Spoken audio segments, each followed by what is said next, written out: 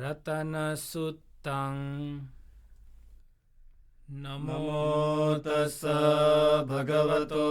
अरहतो सम्मा सम्बुद्धस्स यानि भूतानि समागतानि भूमानि वा यानि वा अन्तरिक्षे सब्बेव भूतासु मना भवन्तु अथोऽपि सक्कच्च शृण्वन्तु भासितं तस्माहि भूतानि समेत सब्बे मेत्तं करोथ मानुषीयापजाय दिवाचरतो च हरन्ति ये बलिं तस्माहि निरक्षत अपमत्ता यं किञ्चिवेत्तं इदवाहुरं वा सग्गेषु वायं रत्नं पणितं ननु समं तथागतेन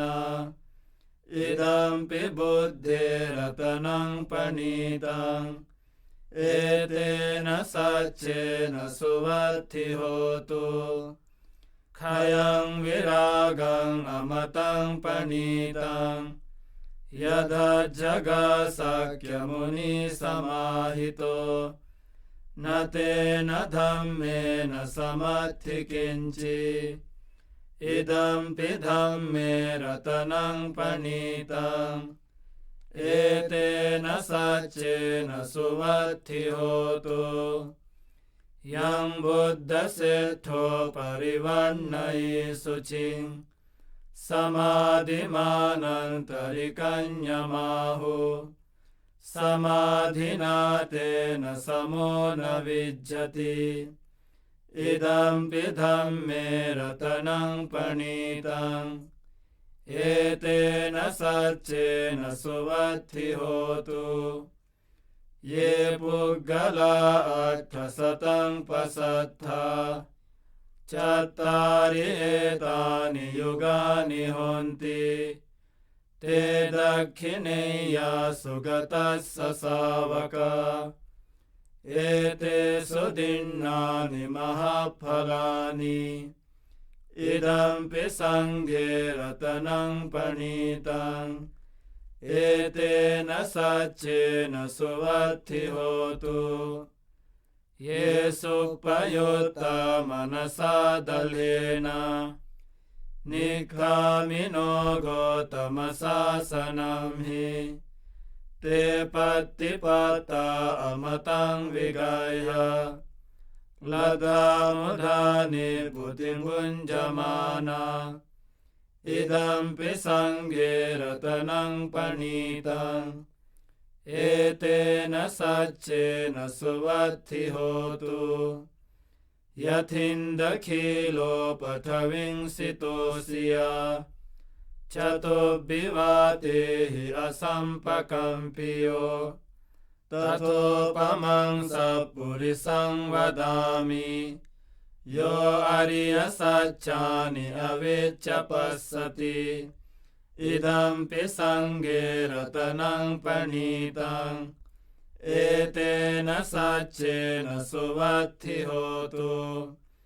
ये आर्यसत्यानि विभावयन्ति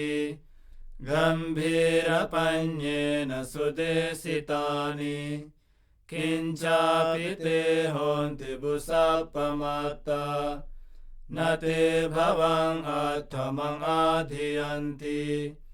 इदं संघे रत्नं पणितं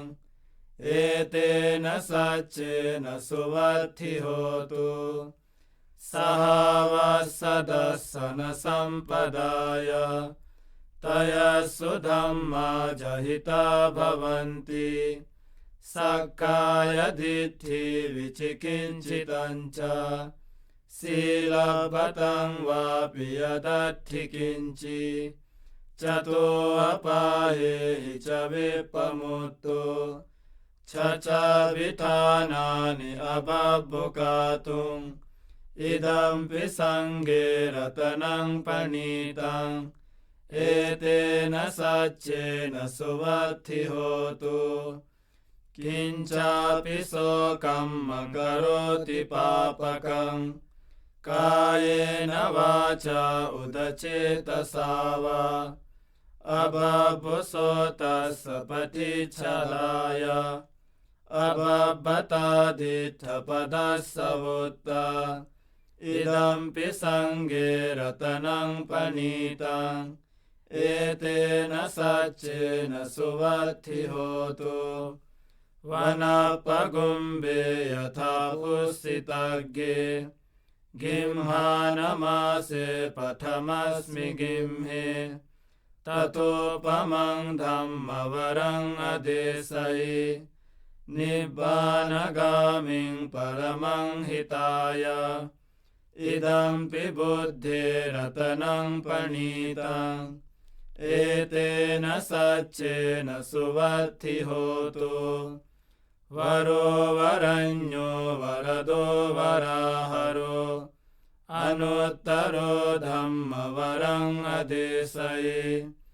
इदम्पि बुद्धिरतनं पनीतम् एतेन सच्चेन सुवत्ति होतु क्षीणं पुराणं नवनन्ति सम्भवम् विरक्तचित्ता आयतिके भवस्मिन् ते क्षीणबीजा अविरुल्लिछन्दा निभ्रन्ति धीरा यथायं प्रदीपो इदम्पि सङ्घे रतनं पनीतम् एतेन सच्चेन सुवत्ति होतु यानि भूतानि समागतानि भूमानि वा यानि वा अन्तरिक्षे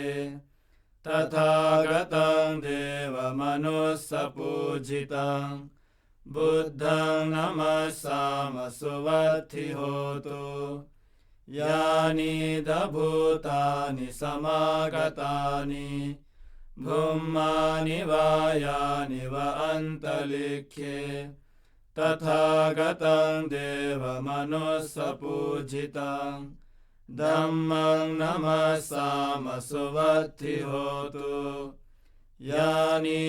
भूतानि समागतानि भूमानि वा यानि वा अन्तरिक्षे तथागतं देवमनुष्यपूजितं सङ्घं नमस्सामि सुवत्ति होतु एतेन सच्चवज्रेण सोत्थिते होतु सर्वदा एतेन सच्चवज्रेण सर्वदुःखा विनश्यन्तु एतेन सच्चवज्रेण सर्वभया विनश्यन्तु एतेन सच्चवज्रेण सर्वरोगा विनश्यन्तु एतेन सच्चवज्रेण होतु ते जयमङ्गलम् एतेन सच्चवज्रेण पातु ते रत्नत्रयम्।